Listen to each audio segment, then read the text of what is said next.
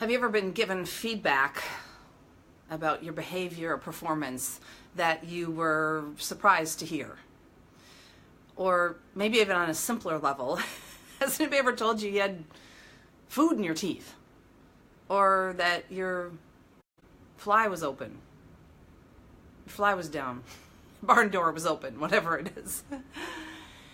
Those are blind spots. And when you have a blind spot, you only know if someone tells you, if you get some kind of feedback.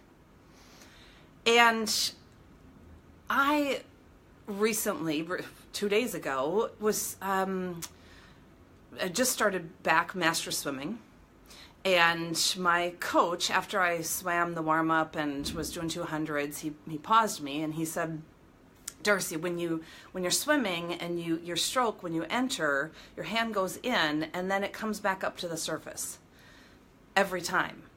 And he said, and that is creating drag and it's slowing you down. You don't have the turnover because when you do that, it means that your pace, your cadence is slower. And so he said, when you go in, I want you to keep your elbow up and just start your pull from there. Well, I had no idea that I was doing that. And the only way I knew is because he shared it with me. It was a blind spot. I'm wondering if you have any blind spots. I think about one of the biggest blind spots I had was, now this was a long time ago. I mean, I don't even know, 15 years ago when I was in my coach training and I was assisting a course. I think it was in California. And when you assist, you're sort of in the back of the room, just holding the space, kind of like passing out handouts, making sure the temperature's okay, getting coffee, these sorts of menial tasks. But the cool thing is when you assist, you get to attend the class for free. So you're kind of just observing and learning. If you've already taken the class, you can assist. And at the end of the first day, we do a debrief with the instructors and the assistants. And the one instructor and the four of us were debriefing, and she looked at me and she said, Darcy, are you not enjoying the course? And I said, no, I'm loving the course. I mean, oh my gosh, I'm getting so much out of it. Why do you ask that? I'm surprised. And sorry about that. The technical difficulties. I'm on campus at UW-Madison and the internet is spotty. But she said to me, well, you just kind of looked annoyed or upset or angry all day. And I said, what? You're kidding. No, I'm fascinated. I love this. I said, what made you think that? And she's like, well, you just have this look on your face, this furrowed brow and kind of this scowl, and you just look like you weren't happy. And I said, oh my gosh, no, thank you for that feedback. Now, I had no idea. That was a blind spot for me. And the next day, I consciously was aware, and I realized that's my thinking face, which I have since then learned that some people call it a resting bitch face, which I didn't know I had. So I now regularly, when I am in a workshop or a training or a meeting, I try to soften my face. I try to soften my eyes and make eye contact and have it match what is going on inside of my mind. That blind spot was having an impact, and I had no idea, and I couldn't address it until I got that feedback. I had another example last week when I was our triathlon team is training indoors right now, and I was on my trainer doing our bike spinning class, and we were doing intervals, and we had to stand up and put it in hard gear and sort of grind it out at 70 RPM, and I was doing that, and my coach came over and she said, you're swinging, you're swaying. As I was standing, I didn't realize that. And she said, I want you to just go down. Don't waste all this energy going side to side. I had no idea that I was doing that. So that feedback was really valuable to me. Part of the reason that I wanted to share this today is because I'm on campus at UW-Madison this week teaching the Professional Life Coaching Certificate.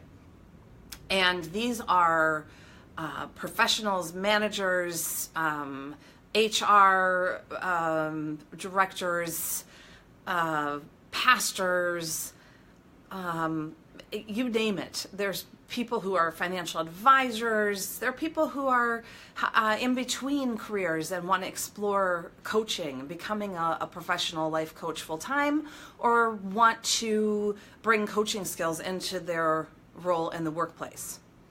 And it's an intense, rigorous 9-month, 150-hour class. And we're in Module 7. We finish in May, so we're at the tail end.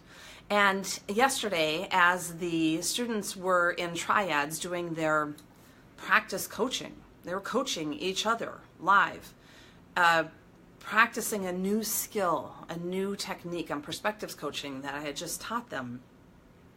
And I was going around and giving them feedback. And when we did the debrief, many of them said, I had no idea that I was doing that. And the feedback was around, helping them tweak. That's a close-ended question. So it's kind of a dead end. If you say, can you, have you, will you, did you, the other person just has to say yes or no, and it's done, and then you got to work harder. So open it up and ask a question that starts with what or how. Or sometimes I'd give feedback saying, great job with powerful questions, but now infuse in some active listening and some mirroring and some of you. Otherwise, it's like if you just pepper question after question after question, it's like an interview or an interrogation. And I don't know if you've ever been interrogated or in an interview. It doesn't feel good. And so the students were saying, oh my gosh, I didn't even realize that I was just asking question after question after question. And when they debrief with each other in their triads and the observer gives feedback, they're able to provide Sorry about the technical difficulties that we're experiencing. Thank you for staying with me. The observer is able to provide feedback to the coach to help them have more awareness, to point out their blind spot. And some of you may be familiar with the Johari window. It's a great model. If you don't know it, you might want to Google it. And it's 4 quadrants, and it's on the one axis, it's what's known to self, and the other, it's what's known to others. And so there are things that we know that we don't let others know. So there might be secrets, or there might be things that you're holding and it's not appropriate to share with others, or you're ashamed of, or what have you. And there's things that other people know that we don't know. Hey, you got broccoli in your teeth. Or you've looked like you're angry. You were rolling your eyes in that meeting and you seemed really pissed off. And then there's things that we know and others know.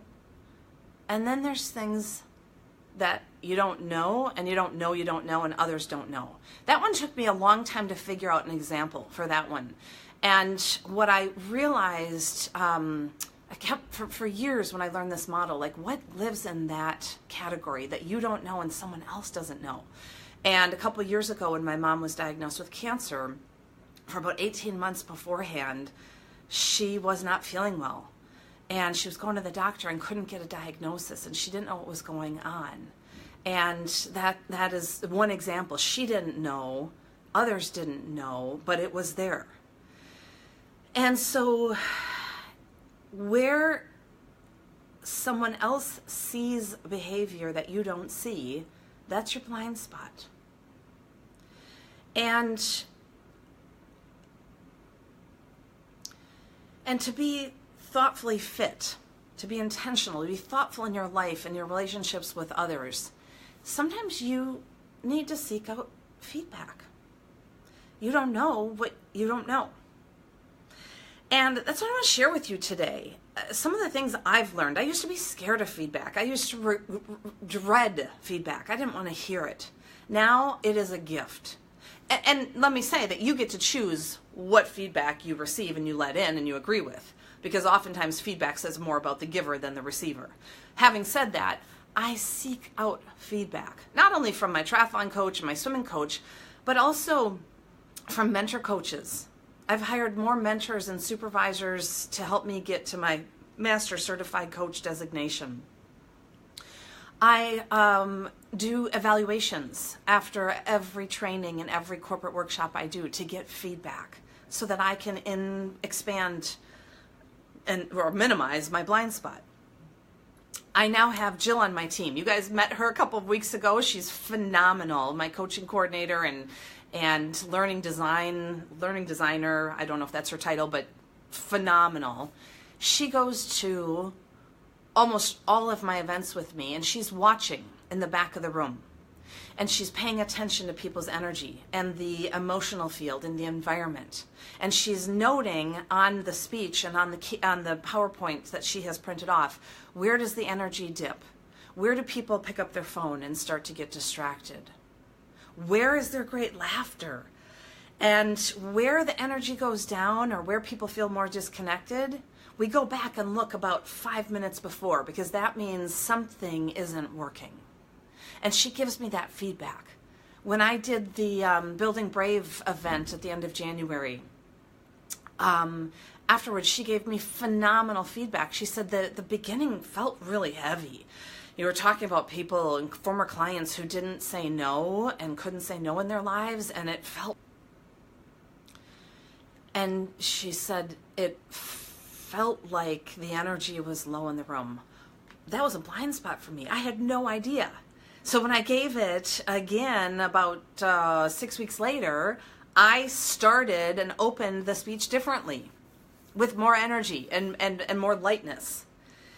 And so I'm inviting you today to think about where in your life you might be able to design and request some feedback to help you if you've got a blind spot. You have something you don't know. Maybe it's in your presentation skills. Maybe it's with colleagues or a team that you want to know how you're being received, how you're running the meeting. Maybe it's with your family, with your spouse. Where is it that you might be able to benefit from opening yourself up? And it does mean opening yourself up, because it requires being a little bit vulnerable to say, hey, what feedback do you have for me? And then you get to decide, do you agree, do you disagree, do you want to do something with that feedback? Maybe you just want to pause and think about it for a while and reflect on it and let it simmer a bit. I know the feedback I get from my speech coaches is invaluable, and they tell me things that I would have had no idea. Now, those of you who have been watching my videos and reading my weekly blog know that I've got 2 big goals this year. I'm writing the Thoughtfully Fit book, and I am working on my platform skills, my keynote skills in particular. And I got feedback that I was moving around the stage too much and that I just need to be grounded and centered. That was phenomenal, incredibly helpful feedback. Now when I look at videos of me, I'm like, oh God. Totally painful to get that feedback, and yet incredibly valuable.